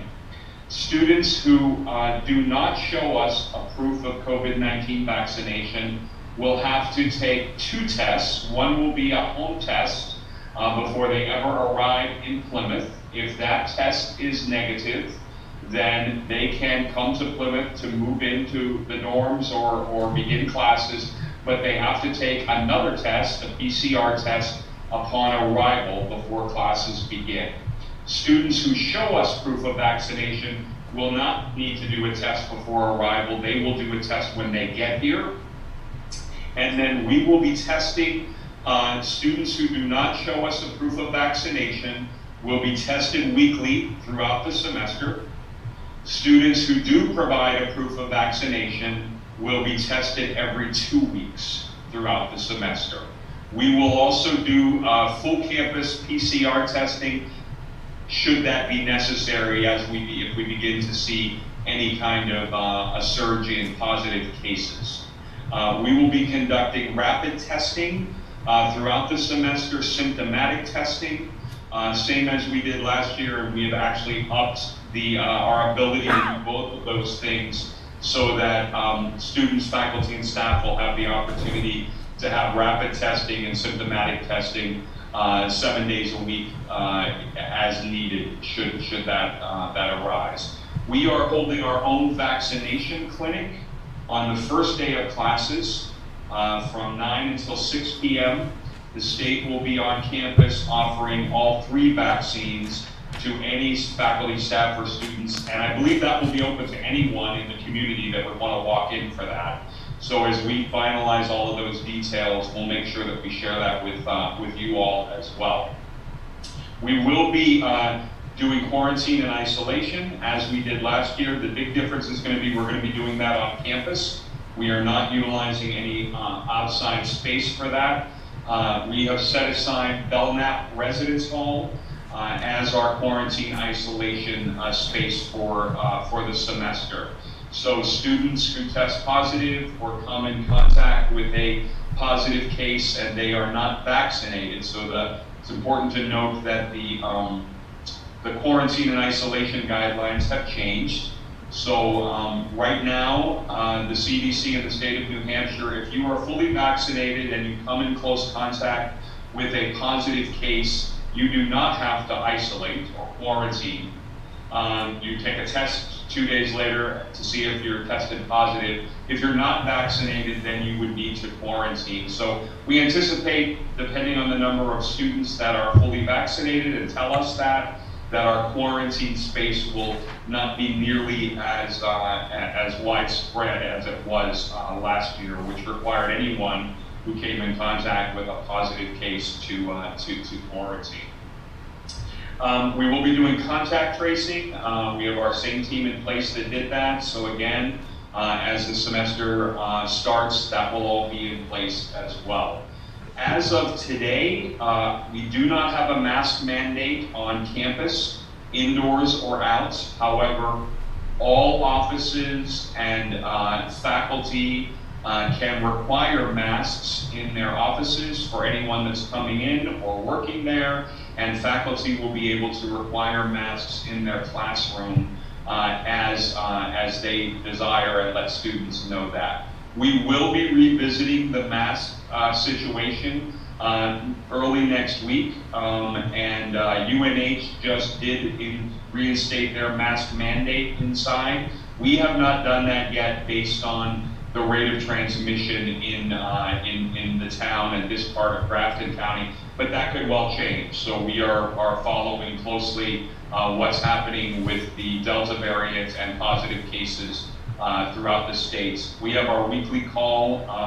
We have weekly calls every Wednesday with Dr. Chan and Dr. Daly and their teams, and they're giving us that updated information as it comes in. And I think that's it. I'm happy to answer any questions. All of this is posted on the Plymouth website. It was posted midweek last week, so if you go to plymouth.edu and click on coronavirus information at the top, it will take you to our fall plans as I've just outlined them.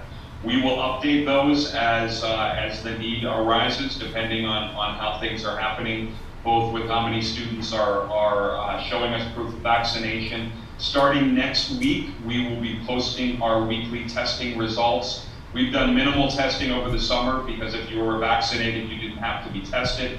As we start testing more, we'll be doing our weekly testing results on the website, and that'll start being posted next Wednesday. It's kind of a minor observation, but I think I saw the 729 virtual town hall. Yes. And I thought you were going to have like a randomized testing regimen for, students that have gotten vaccinated. They did the first one. We have moved towards just testing them every 2 weeks as opposed to doing it random. Okay. Which will actually mean more students will be tested throughout the semester. Basically, that means that students who show us proof of vaccination will be tested every 2 weeks as opposed to just random. Right. Okay. So it's actually adding more testing to our regimen. And and you're actually funding the testing Yes. because you're not getting federal funds anymore. Right now, Okay. yeah. Are you upping tuition? No, I'm only kidding. No, yeah, and basically what I just outlined is basically in very, there's some specifics that are different, but it's what UNH and Keene are implementing as well. Okay. I have a question. Yeah, go for it. I understand that there's a new state law. Can you tell me when it went into effect? It went into effect, Neil, I just looked it up. The state law is called the Medical Freedom Law. The governor signed it on July 27th.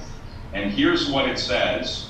No person may be compelled to receive an immunization for COVID-19 in order to secure, receive, or access any public facility, any public benefit, or any public service from the state of New Hampshire or any political subdivision thereof, including but not limited to counties, cities, towns, precincts, water districts, schools, or quasi-public entities. And that prohibits the requirement of Yes, being vaccinated. for COVID-19. And the way I read that, that would include the town of Plymouth couldn't require their employees to be, I think, I don't know, but that's how I read it, because it specifically mentions cities, towns, precincts, counties, water districts, schools, or quasi-public entities. Yeah, I think. So as a state institution that provides a benefit and a service to the public, including our students, we cannot require the COVID-19 vaccine.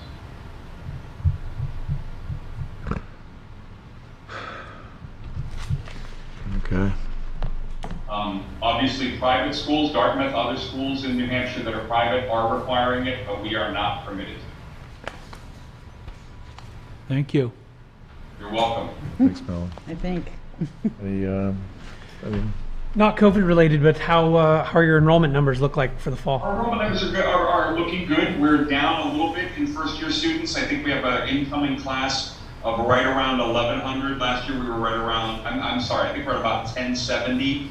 Last year we were at about 1,170. But a lot of those students deferred last year to come this year, so we're feeling pretty good about our numbers right now. I have another question. Do you have many students transferring from the VOTEC colleges? We have a really good pipeline of students. You mean coming in from the community college system? Yeah. Yeah, so we do actually. In fact, one of the numbers that's really a bright light this year is our transfer numbers for this fall are up almost 60%. And a lot of those are coming from our pipelines that both the university system, but specifically Plymouth, has set up to make it easy for community college students in New Hampshire to transfer in and bring their credits with them. And we are seeing a nice uptick in that. We are also in the process of working on finalizing an official kind of agreement, if you will, or memorandum of understanding with White Mountain Community College and Lake Region Community College to eventually have them have a presence on our campus in the next year, which we think will be important for those students and for Plymouth State, but also for the town.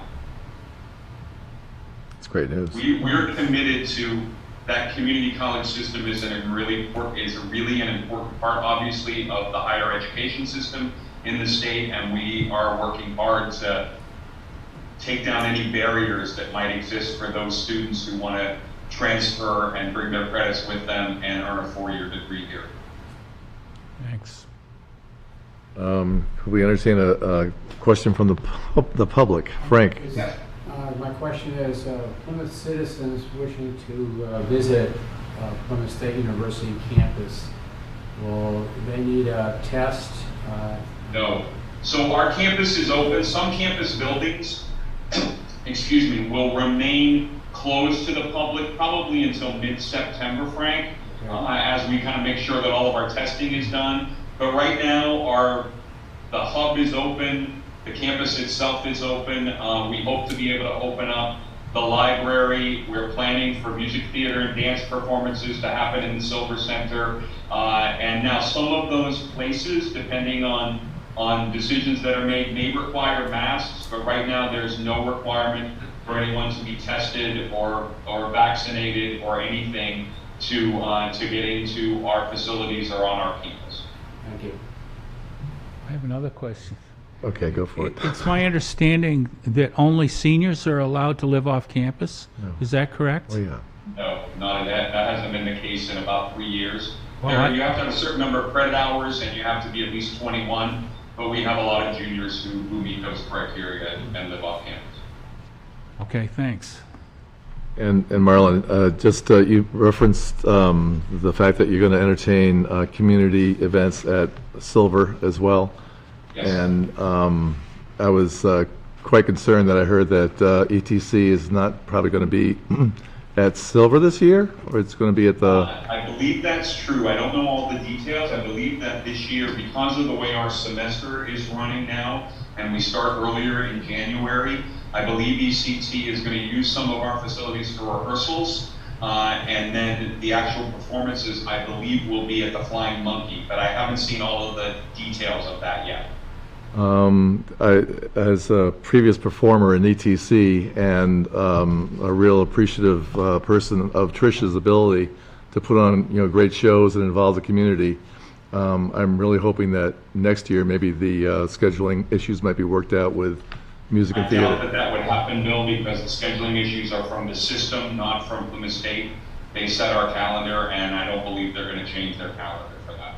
Well, I think this year's locked, but what about next year? I think. No, I I don't anticipate that the January ECT schedule will be able to come back. What we'd like to do as a university, and we've been talking with some of the major ETC supporters, including Steve Rand and Alex Ray, is we'd really love to see ETC happen in the summertime, because we're looking to really create, along with the New Hampshire Music Festival, and eventually, I'll be coming to the town with some ideas and see whether you guys want to join us in doing some brainstorming.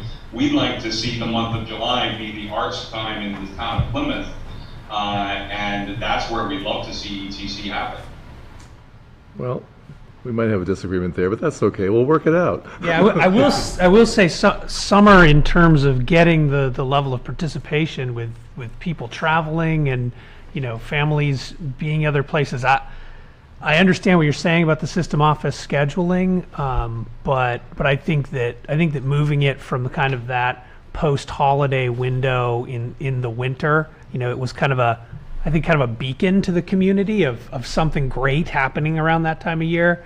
I wish the university could maybe, you know, look more closely at their schedule, maybe push back on the system office. They're not here. They're not part of our community. Maybe they don't understand. I hear what you're saying. I believe that I'm pretty confident in saying ETC in its form at Plymouth State in January will not be coming back. So what you're saying is Plymouth State University no longer supports this collaborative That's event? not at all. That's not at all what I'm saying. We're very supportive of it. In fact, we've been working with Trish to make sure that she has what she needs from the university. And as I said, the folks that have been meeting with this includes Plymouth State and Trish, but also Alex Ray, numerous of the folks that have worked hard with Trish to make this happen. And I think everybody's in the position now where they believe this is the right way to do this. Okay. I guess we'll all agree to disagree on that point.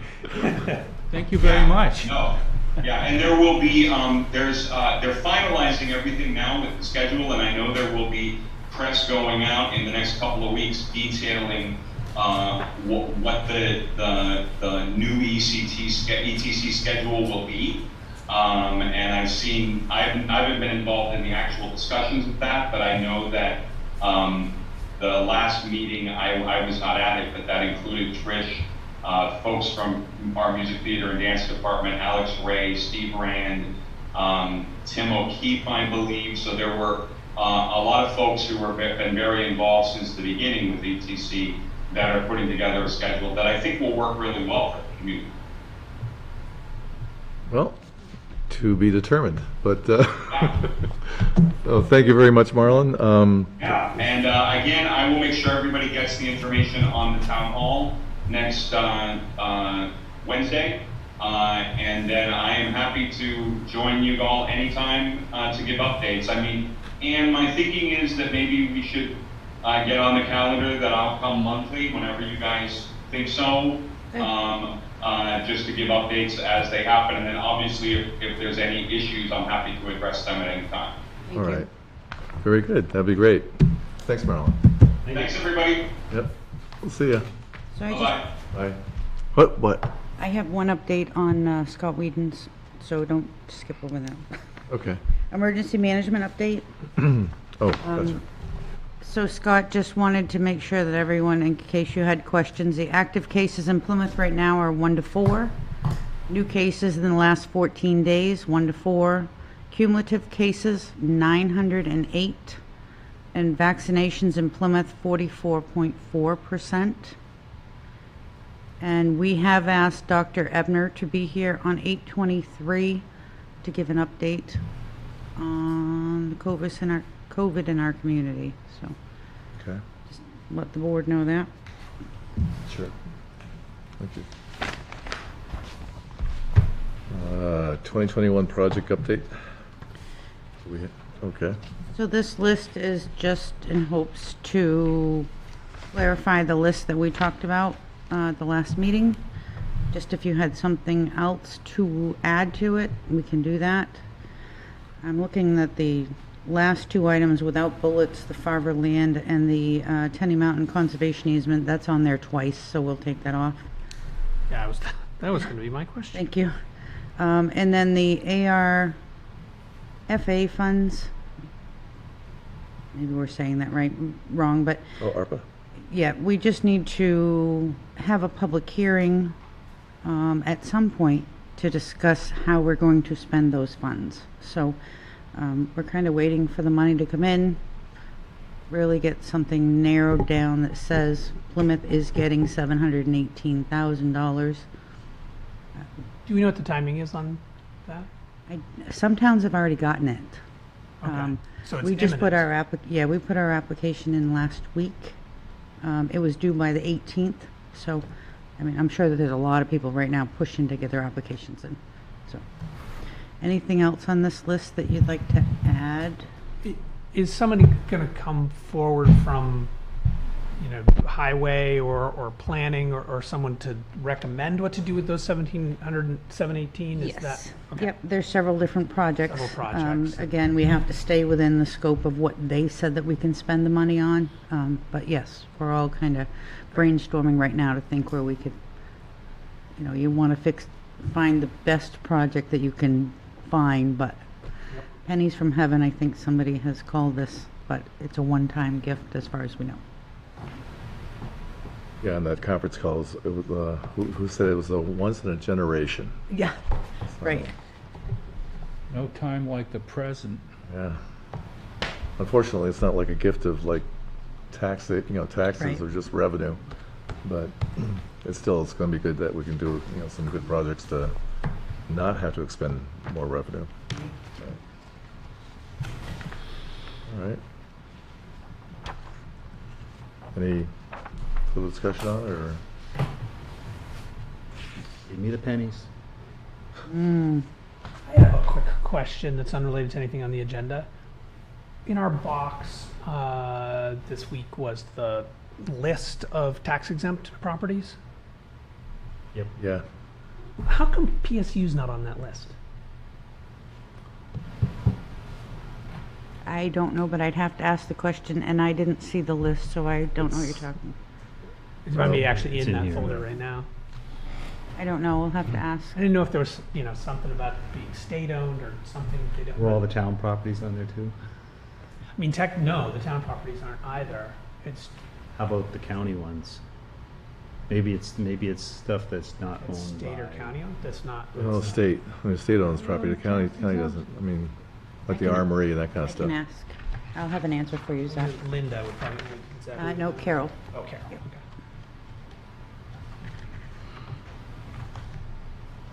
But that was probably a pretty large list. Yeah. It's Large pretty amount? Oh, yeah. Like 70 Yeah, or so you something. can check that Yeah. because it summed it all up. And as I was reading the list, I was like, oh, well, the big number's still coming, like the largest property owner, non-tax exempt Apprentice. property, and then it just never arrived. Accounts payable manifest.